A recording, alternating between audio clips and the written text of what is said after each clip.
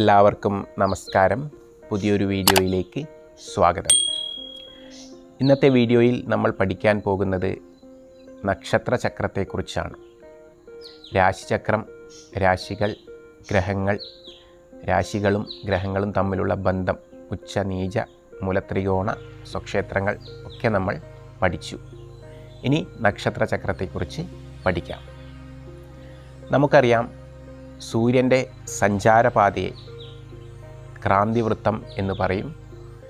ആ ക്രാന്തിവൃത്തത്തിന് ഒരു നിശ്ചിത അകലത്തിൽ ഇരുവശത്തായിട്ടുള്ള ത്രിമാന പാതയാണ് രാശിചക്രമായിട്ട് അറിയപ്പെടുന്നത്. ഈ ത്രിമാന പാത ഖഗോള മധ്യരേഖയ്ക്ക് ഏകദേശം 23 ഡിഗ്രി ചെരിഞ്ഞിട്ടാണ് ഉള്ളത്. സൂര്യൻ്റെ വാർഷിക സഞ്ചാരപാതയാണ് ക്രാന്തിവൃത്തം. ഈ ക്രാന്തിവൃത്തത്തിന് ഏകദേശം 5 ഡിഗ്രി ചെരിഞ്ഞിട്ടാണ് ചന്ദ്രൻ്റെ സഞ്ചാരപാത ഉള്ളത്. ചന്ദ്രൻ്റെ സഞ്ചാര സമയം നമ്മൾക്കറിയാം. അതായത് രാശിചക്രത്തിലൂടെ ഒരു തവണ പൂർത്തിയാക്കാൻ 27 ദിവസം ഏകദേശം എടുക്കുമെന്ന് നമ്മൾ പഠിച്ചു. ഈ ചന്ദ്രൻ്റെ സഞ്ചാരപാത രാശിചക്രത്തോട് ബന്ധിച്ചു വെച്ചിട്ടാണ് നക്ഷത്രചക്രം രൂപീകരിച്ചിരിക്കുന്നത്.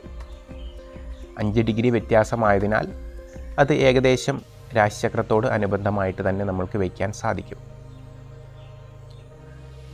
ചന്ദ്രൻ്റെ സഞ്ചാര സമയമായിട്ടുള്ള 27 ദിവസത്തെ നമ്മൾ 360, ഒരു ചക്രത്തിൻ്റെ അളവായിട്ടുള്ള 360 ഡിഗ്രിയെ 27 കൊണ്ട് ഹരിക്കുമ്പോൾ നമ്മൾക്ക് ഏകദേശം 13 ഡിഗ്രി 20 മിനിറ്റ് ലഭിക്കും. 13/20 കല. ഇതാണ് ഒരു നക്ഷത്രത്തിൻ്റെ ദൈർഘ്യം എന്ന് പറയുന്നത്. ഒരു രാശിയുടെ ദൈർഘ്യം എന്ന് പറയുന്നത് 30 ഡിഗ്രി ആണെങ്കിൽ ഒരു നക്ഷത്രത്തിൻ്റെ ദൈർഘ്യം എന്ന് പറയുന്നത് 13 ഡിഗ്രി 20 മിനിറ്റാണ്. ഇങ്ങനെ ഈ നക്ഷത്രചക്രം നമ്മൾ രാശിചക്രത്തിൽ ബന്ധിച്ചു വെച്ചാൽ ഒരു രാശിയിൽ ഏകദേശം 2.25 നക്ഷത്രം എന്ന് കിട്ടും. അതായത് മേടൻ രാശിയിൽ നക്ഷത്രത്തിൻ്റെ ആരംഭം അശ്വതിയിലാണ്. അശ്വതി നക്ഷത്രത്തിൻ്റെ 13 ഡിഗ്രി 20 മിനിറ്റും ഭരണി നക്ഷത്രം, രണ്ടാമത്തെ നക്ഷത്രമായിട്ടുള്ള ഭരണി നക്ഷത്രത്തിൻ്റെ 13 ഡിഗ്രി 20 മിനിറ്റും ഉൾക്കൊള്ളുന്നു. അതായത് മൊത്തം 26 ഡിഗ്രി 40 മിനിറ്റായി 2 നക്ഷത്രം പൂർണ്ണമായിട്ടും മേടൻ രാശിയിൽ ഉൾപ്പെട്ടു. ഇനി ബാക്കിയുള്ളത് 3 ഡിഗ്രി 20 മിനിറ്റാണ്. ഇത് ഒരു നക്ഷത്രത്തിൻ്റെ പാദം എന്ന് പറയാം. 13 ഡിഗ്രി 20 മിനിറ്റിനെ ഹരിച്ചാൽ 3 ഡിഗ്രി 20 മിനിറ്റ് കിട്ടും. അതായത് നക്ഷത്രപാദം എന്ന് പറഞ്ഞാൽ കാൽഭാഗം. ഇതും നമ്മൾക്ക് ഇതിൽ ഉൾപ്പെടുത്താം, മേടൻ രാശിയിൽ ഉൾപ്പെടുത്താം. അതായത് അടുത്ത നക്ഷത്രം, മൂന്നാമത്തെ നക്ഷത്രമായ കാർത്തിക നക്ഷത്രത്തിൻ്റെ കാൽഭാഗം ഉൾപ്പെടുന്നത് മേടൻ രാശിയിലാണ് എന്ന് പറയാം. കാൽഭാഗം കഴിഞ്ഞാൽ ബാക്കി 10 ഡിഗ്രി, 13 ഡിഗ്രി 20 മിനിറ്റിൽ നിന്ന് 3 ഡിഗ്രി 20 മിനിറ്റ് കഴിഞ്ഞ് ബാക്കിയുള്ള 10 ഡിഗ്രി നക്ഷത്രത്തിൻ്റെ 3 പാദങ്ങൾ എവിടെയാണ് വരുന്നത്? ഇടവൻ രാശിയിൽ വരും. ഇങ്ങനെ നമ്മൾ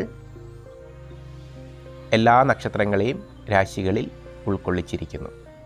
ഈ രീതിയിലാണ് നക്ഷത്രചക്രം രേഖപ്പെടുത്തുന്നത്. ഈ ചിത്രം കണ്ടാൽ നിങ്ങൾക്കത് വളരെ വ്യക്തമായിട്ട് മനസ്സിലാവും. ഏത് ഡിഗ്രി തൊട്ട് ഏത് ഡിഗ്രി വരെയാണ് ഓരോ രാശിയിലും നക്ഷത്രങ്ങൾ വരുന്നത് എന്ന് വളരെ എളുപ്പത്തിൽ നിങ്ങൾക്ക് ഈ ചിത്രത്തിൽ നിന്നും മനസ്സിലാക്കാം. ഈ നക്ഷത്രചക്രത്തിൽ ചില നക്ഷത്രങ്ങൾ 2 രാശികളിലായിട്ട് വരുമെന്ന് നമ്മൾ കണ്ടു. മുറി നക്ഷത്രങ്ങളായിട്ടാണ് അവയെ പറയാറ്. അങ്ങനെയുള്ള നക്ഷത്രങ്ങളെയും അതിൽ പ്രത്യേകം നോട്ട് ചെയ്ത് വയ്ക്കാവുന്നതാണ്. എന്നാൽ ചില നക്ഷത്രങ്ങൾ രാശികളിൽ പൂർണ്ണമായിട്ടും ഉൾപ്പെട്ടിട്ടുണ്ട്. ആ നക്ഷത്രങ്ങളെക്കുറിച്ചും നന്നായിട്ട് മനസ്സിലാക്കിയിരിക്കുക. ഇനി ഓരോ ഗ്രഹങ്ങളും രാശിയിലൂടെ സഞ്ചരിക്കുമ്പോൾ ആ രാശിയിൽ ഉൾപ്പെട്ടിട്ടുള്ള നക്ഷത്രത്തിലൂടെയും സഞ്ചരിക്കുന്നതായിട്ട് നമ്മൾക്ക് മനസ്സിലാക്കാൻ പറ്റും. നക്ഷത്രചക്രവും രാശിചക്രവും. രാശിചക്രത്തിൻ്റെ നാഥൻ സൂര്യനാണ്. നക്ഷത്രചക്രത്തിൻ്റെ നാഥൻ ചന്ദ്രനാണ്.